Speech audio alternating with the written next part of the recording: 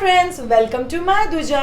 Uterus prolapse या बच्चादानी बाहर आना ये एक इतना ज़्यादा कॉमन इशू है कि ये होता काफ़ी सारे लोगों को है।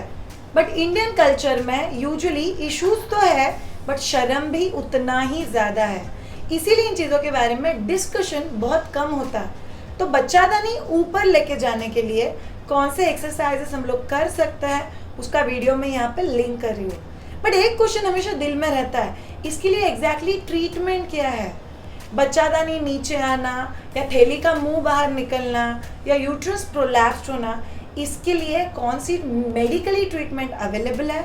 क्या चीज़ें हम लोग को करनी चाहिए जो प्रिकॉशनरी मेजर्स है? और अगर किसी को हो चुका है तो हम लोग को कौन सी चीज़ों का ख्याल रखना है? ये सब चीज़ों का डिस्कस करने के लिए मैं एक्सपर्ट नहीं हूँ, इसीलिए हम लोग बुलाएंगे आज एक एक्सपर्ट को जो मेरे गायनाक रह चुके हैं। मेरी एज 11 से मेरे गायनाक में मैंने हमेशा एक फ्रेंड देखा हुआ है जो मुझे हमेशा इनमें दिखता है। और इनका सबसे बेस्ट चीज़ ऐसा है, हमेशा जब मैं इनसे मिलती हूँ ये मुझे पूछते हैं तू क्या नया कर रही है, और हमेशा मुझे इनके पास से कुछ तो भी नया सीखने को मिलता है जो ये भी नया सीख रहे हैं। A well and always updated gynaecologist यह है डॉक्टर C.S. सदा, अ gynaecologist. His specialization is IVF and infertility, और अभी उनका recent certification कहता है aesthetic gynecology, मतलब beautification of female private area. But आज के टॉपिक के लिए let me invite Dr. C.S. सदा to talk to us about uterus prolapse treatment. Hi everybody. Hi. Okay, doctor सदा, हमारा आज का टॉपिक बेसिकली ऐसा है कि यूट्रस प्रोलैप्स ये एग्जैक्टली होता क्या है? ओके, यूट्राइन प्रोलैप्स तो मैंने एक मॉडल लेके आए हैं। फीमेल पेल्विक ऑर्गन्स बोलते हैं इसको सबको। तो जितना भी लेडीज का जो अंदर का ऑर्गन्स है ये दिखा रहा है यहाँ। ये एनाटॉमिकली नॉर्मल ऑर्गन है। तो यहाँ आप देखा जाए तो ये ट्यूब है, ये ओवरी है, 2 ओवरी रहता है ये, और एक ट्यूब यहाँ, और यहाँ ये पार्ट जो है यूट्रस है जहाँ बच्चे रहते हैं, और ये यूट्रस का मुख है जिसको हम इंग्लिश में सर्विक्स बोलते हैं। तो ये सर्विक्स के नीचे जो जा रहा है इसको वेजाइना बोलते हैं। तो हम लोग यूट्राइन प्रोलैप्स एक क्लासिफिकेशन रहता है, तो चार तरीका का क्लासिफिकेशन रहता है, तो उसको स्टेजिंग बोलते हैं। तो that is always related with the position of the cervix. So now if you want to know कि exactly prolapse कैसे है, तो you have to divide this vagina into upper part and the lower part, half of upper part and the half of lower part. So अब देखा जाए ये जो cervix है, जो ये cervix नीचे गिर के upper part of the vagina तब आया तो उसको stage 1 बोलते हैं, और उसके half से नीचे जो गए उसको stage 2 बोलते हैं। और जो सर्विक्स यहाँ वजाइना का जस्ट आउटर रिंग तक आते हैं तो उसको स्टेज 3 बोलते हैं, और जो यूट्रस पूरा निकल के वजाइना से पूरा बाहर निकला तो उसको स्टेज 4 बोलते हैं। ओके, तो बेसिकली यूट्रस प्रोलैप्स 4 स्टेज में होता है। डॉक्टर, मेरा क्वेश्चन ऐसा है कि एक लेडी को कैसे पता चलेगा कि मुझे यूट्रस प्रोलैप्स है? बेसिकली उनका एक हिस्ट्री में ऐसे हो जाता है कि उनका आगे का कि नॉर्मल डिलीवरी हुआ था, उस वजाइनल में यूट्राइन एरिया में कुछ इंजरी था, उसका जो एक हिस्ट्री लेने के बाद में एक आइडिया आ जाता है कि ये लेडी प्रोलैप्स है कि और दूसरा कुछ है। तो उस एक तो फर्स्ट टाइम हिस्ट्री लेना पड़ता है। और भी बोलेंगे लेडीज़ लोग कि मुझे उनको जो यूट्राइन प्रोलैप्स फर्स्ट डिग्री में रहे तो उनको सिर्फ समझ में आता है कि कुछ तो भी बाहर आ रहा है। In English we call it something coming down the vagina. If that is there, then the lady will tell कि कुछ तो भी मुझे काम करते समय, जब नीचे बहते समय, बाथरूम में जाते समय कुछ बाहर आ रहा है, लेकिन but she will not be feeling outside and she will not see outside. तो उसको लगता है कि हाँ कुछ तो भी आया है। तो when she goes to a doctor, the doctor examines and then she says कि हाँ ये एकदम early prolapse है stage 1 में। So that is how we diagnose the prolapse. और सेकेंड थर्ड जो सेकेंड स्टेज में है वो तो लेडीज़ को जब हाथ लगाते हैं वजाइना में थोड़ा तो समझ में आता है कि हाँ थोड़ा कुछ प्रॉब्लम्स है, वो भी आपको समझ में आएगा। थर्ड और फोर्थ में जब बाहर ही आ रहा है तो लेडीज़ को भी समझ में आएगा कि ये there is some gynaecological problem, तो डॉक्टर के पास जाके एग्जामिन करके कंफर्म करना चाहिए। मतलब यहाँ पे डिस्कम्फर्ट ज्यादा है स्टेज 3 एंड 4 में? Yes of course. और फर्स्ट 2 स्टेज में रियलाइजेशन या फीलिंग है? या फीलिंग। ओके, अभी डॉक्टर मुझे पूछना है एग्जैक्टली यूट्रस प्रोलैप्स होता किन लोगों को है? यूट्राइन प्रोलैप्स सबको हो सकता है. It is not related to anybody. Like age group या ऐसा कुछ specific? Anybody can have, but by and large जो maximum prolapse जो होता है following a delivery or following a trauma in pelvic organs of the female. But there are times कि कोई 1-2% को ऐसे होता है कि उनको डिलीवरी नहीं हुआ है, कुछ ट्रॉमा भी नहीं हुआ, still there will be prolapse. मतलब शादी भी नहीं है तो शादी भी नहीं हुआ तभी prolapse. Those are people who are genetically having problem with the muscle because of which उनका जो जब यूट्रस है तो उसको डिसेंड होना ही है. तो those are some percentage of people की उनको prolapse without any trauma, without any delivery हो सकता है. But by and large जितना भी डिलीवरी होता है उनको prolapse का चांस ज़्यादा रहता है. Especially normal डिलीवरी जो हो रहा है who are untrained और by unassisted. अच्छा, मतलब डॉक्टर का गाइडेंस प्रॉपर नहीं, घर पे डिलीवरी हो गया, बहुत सारे डिलीवरीज हो गए तो चांसेस ज्यादा. डॉक्टर ऐसा है क्या कि सीजर वालों को तो कभी प्रोलैप्स होगा ही नहीं, सिर्फ नॉर्मल वालों को ही होगा? No, it is not true, but it is all depends on उनका जो delivery process और delivery itself is a very big blow to the pelvic organs. उनका जितना डिलीवरी का जो बच्चे का वेट से ही यूट्राइस का जो हेवीनेस से नीचे कुछ भी आ सकता है. That means part of prolapse.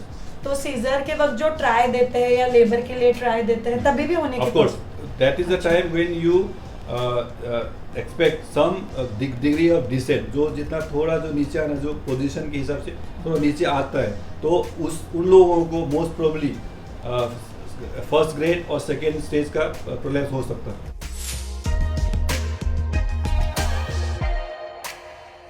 Lady को जो डिलीवरी प्रोसेस क्या है उनको समझना चाहिए, जिसमें हम लोग एंटीनेटल क्लासेस में जब बोलते हैं कि ये समझना चाहिए कितना जोर देना, क्या खाना खाना, कौन सा एक्सरसाइज करना. इसके हिसाब से there is a variety of prolapse degrees and rates all over. That's very important. By the way antenatal classes मैं भी लेती हूँ, बट अभी के लिए जो उन्होंने बोला वही कोर होता है किसी भी एंटीनेटल क्लास का. आपका डाइट, आपके exercises and yes the way he said medical चीजें नहीं बट अवेयरनेस. कभी पुश करना चाहिए, कितना ओपनिंग होता है, बच्चे के वजन के हिसाब से नेसेसरी डिसीजंस, ये चीजें बहुत ज्यादा जरूरी है. और डॉक्टर यूट्रस प्रोलैप्स के लिए ट्रीटमेंट क्या हो सकता है? Uterine prolapse it all depends degree of descent. Okay, जैसे मैंने बोला तो यूट्रस को जो फर्स्ट स्टेज में जो है तो उसको मेजर ऑपरेशन जो निकालना है उससे कुछ जरूरी नहीं पड़ता है. There is something called sling operation. Sling मतलब यहाँ से कुछ लेके टांग देते ऊपर में, यहाँ से लेके ऊपर टांग देते. They just pull up the part of the cervix जो नीचे गिरा है. तो this is a very simple surgery which is called the sling operation. ये मतलब लोकल लैंग्वेज में रस्सी से बांधना है. सेकेंड में भी ऐसे हो सकता है, कभी कभी स्लिंग से हो सकता है. समटाइम्स जो पार्ट ऑफ द सर्विक्स जो लंबा होके नीचे आता है उसको एम्पुटेट बोलते हैं. उसको जो थोड़ा पार्ट सर्विक्स को काट के उसको स्लिंग कर लेते हैं. तो दोनों चीज से उनका जो यूट्रस जगह में जा सकता है. लेकिन थर्ड और फोर्थ स्टेज में तो ऑपरेशन करके निकालना पड़ेगा. अलॉन्ग विद द ऑपरेशन ये जो प्रोलैप्स जो होता है थर्ड और फोर्थ स्टेज में उसके साथ में कभी कभी रेक्टोसील होता है जहाँ पॉटी का जो जगह पे नीचे गिरता है. सिस्टोसील बोलते हैं जहाँ से यूरिन का ब्लैडर पे नीचे आ सकता है उस टाइम में. तो उनका भी ऑपरेशन यूट्रस निकालते के टाइम में सब रिपेयर करना पड़ता है. Along with that, we can do all the beautification, all the repair of the external organs of the lady during at the same sitting. So that's called the aesthetic gynecology. मतलब ये बहुत, in fact ये तो मुझे पता भी नहीं था डॉक्टर की पॉटी का जगह और बाथरूम का जगह भी बाहर आ सकता है. सो स्टेज 3, स्टेज 4 अगर किसी को प्रोलैप्स्ड है और जो ये सुन रहे हो, जैसे डॉक्टर ने बोला कौन सा स्टेज है वो आपको थोड़ा बहुत पता चलेगा और बाकी आई थिंक डॉक्टर आपको चेक करके बताएंगे और उसका अकॉर्डिंगली लाइन ऑफ ट्रीटमेंट हो सकता है.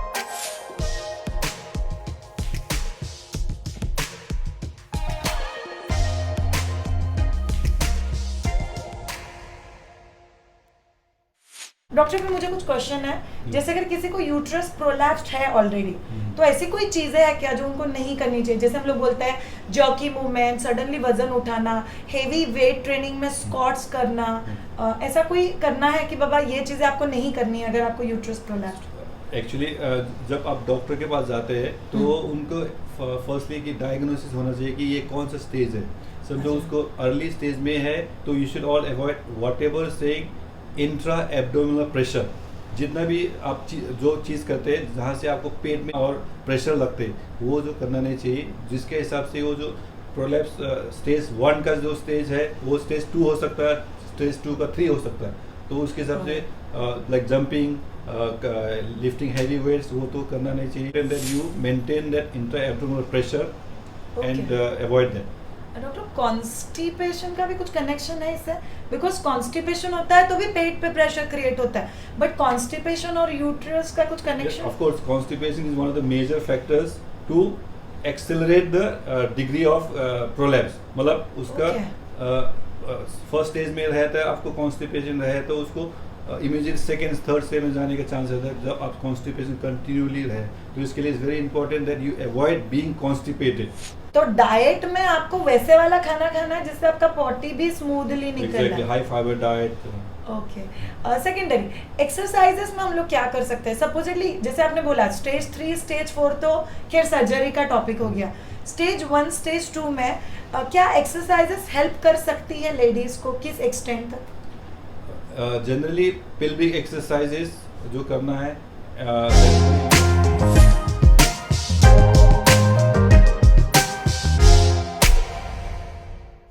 आपने जो एक्सरसाइज बोली पेल्विक स्ट्रेंथनिंग एक्सरसाइजेस, ये ऐसा भी है क्या किसी को प्रोलैप्स नहीं है बट जैसे आपने बोला वो किसी को भी हो सकता है, तो as a woman do you think that when I'm in planning stage or when I'm not married or when I'm planning a baby or I'm pregnant or for that matter even after delivery, yes, that our pelvic exercises and core strengthening exercises are important? very important to know ki what is important to build up your pelvic muscles. So all these exercises what is being taught in the antenatal classes or in the pre-conceptual Stage. planning stage में समझना आना चाहिए कि हाँ मुझे prolapse होना नहीं चाहिए, कि मुझे प्रोलैप्स का प्रिवेंट करना है। तो पहले से ये सब काउंसलिंग में से समझना चाहिए, ये एक्सरसाइज करना, एंटीनल क्लास अटेंड करना, प्रेगनेंसी में क्या करना। प्रेगनेंसी की जो बात में is very important phase of strengthening your pelvic exercise. So it is important that you learn from a expert what to be done during the antenatal classes. मतलब bed पे सो के स्ट्रेंथनिंग नहीं होगा, नहीं, पूरा रेस्ट लेके भी स्ट्रेंथनिंग नहीं होगा? हाँ, नहीं। घर वाले तो बोलते हैं सोते रहो, डिलीवरी के बाद मस्त यूट्रस जगह पे रहता है, लेकिन डॉक्टर बोल रहे हैं नहीं रहता, इसीलिए आपको एक्सरसाइजेस करना बहुत ज़्यादा ज़रूरी है। Doctor I have next question, किसी को अगर यूट्रस प्रोलैप्स्ड है तो क्या उनका सेक्स लाइफ पीसफुली आगे जा सकता है? जनरली अभी मैंने ऑलरेडी बोला है थर्ड और फोर्थ स्टेज में तो is impossible, it will be frustrating for the couple to have any sort of sexual intercourse because of the position of the uterus. Yes. लेकिन फर्स्ट और सेकेंड स्टेज में problem हो सकता है, लेकिन it is very I mean the couple has to understand कि ये क्या हो सकता है और क्या हो नहीं सकता। तो of course sex life has but very big role and prolapse does affect the sex life of a couple. But still first 2 stages it can be little yeah, peaceful. Okay. Doctor अगर किसी को prolapsed है तो can they plan baby, might be before first baby या first बच्चा है और second बच्चा प्लान कर सकता है क्या? Generally as I told you जो फोर्थ और थर्ड और फोर्थ स्टेज में is very difficult and it's quite impossible sometimes, or rather we should not. it's not advisable, but before that the person should understand कि हाँ मेरा prolapse एक decent एक first grade में है, तो before the pregnancy is being plan you should know कि मुझे ये एक्सरसाइज करना है, इनसे मिलना है, ये डॉक्टर से मिलना है, ये एंटीनेटल क्लास में जाके इनसे मिलना है, ताकि आपको प्रिपरेशन बराबर होना चाहिए कि प्रेगनेंसी के टाइम में और प्रेगनेंसी के बाद में, so that your prolapse will not become worsen. This is a very important point. अगर प्रोलैप्स्ड है स्टेज 1 या 2 में तो बच्चा प्लान कर सकते हो, बट वो प्लान्ड प्रेगनेंसी होना चाहिए। तो प्रेगनेंसी के पहले भी प्लान्ड स्ट्रेंथनिंग, उसके ड्यूरिंग भी और बाद का भी। डॉक्टर अगर प्रोलैप्स्ड है, सब कुछ ख्याल रख दिया, तो भी डिलीवरी के वक्त थोड़ा बहुत सिचुएशन वर्सन होने की पॉसिबिलिटी है? यस ऑफ कोर्स, ये any delivery process, anything to do with the uterine coming down during the process और पेशेंट ने जितना भी जोर लगा रहा है तो उसमें तो लूज तो होना ही वाला है, तो it will affect the degree of prolapse. अच्छा, तो अपना ख्याल रखते रहो। एज अ वुमन ये हमारा राइट है कि हम लोग फिट रहे, ये मेरा लाइन है, बट ये डॉक्टर उसमें 2-3 लाइनें बहुत ब्यूटीफुल सी ऐड करते हैं। एक्चुअली वुमेन का राइट क्या है? Let's listen it from doctor Saddam. Every woman has the right to a proper treatment from a proper doctor, and they have the right to become bold and beautiful. Amazing. Yes, externally, internally and as well as with your private areas. ये बात बहुत ज़्यादा ज़रूरी है जो हम लोगों ने स्टार्टिंग में बताई। शर्म बहुत ज़्यादा है, बट प्रॉपर गायनैक से जब भी आप लोग बात करोगे, ऐसा गायनैक जिससे बात करने में आपको कॉन्शियस फील नहीं होगा, तो जाइए बात कीजिए, राइट गाइडेंस लीजिए। अगर आप में से किसी को डॉक्टर CS सदा से गाइडेंस लेना है तो उनके सारे डिटेल्स मैं डिस्क्रिप्शन में लिख रही हूँ, please follow that. He is based in Pune and get in touch with them. They and their entire team is an amazing team. They shall be there to help you all out. Thank you so much all of you. अगर आपको ये video अच्छा लगा हो तो नीचे दिया हुआ सब्सक्राइब बटन ज़रूर क्लिक करना, लाइक और कमेंट करना मत भूलना, और दूसरे उन सारे लेडीज़ के साथ शेयर करना जिनके लिए आप केयर करते हो। Thank you so much all of you. Have a great time and bye. Take care.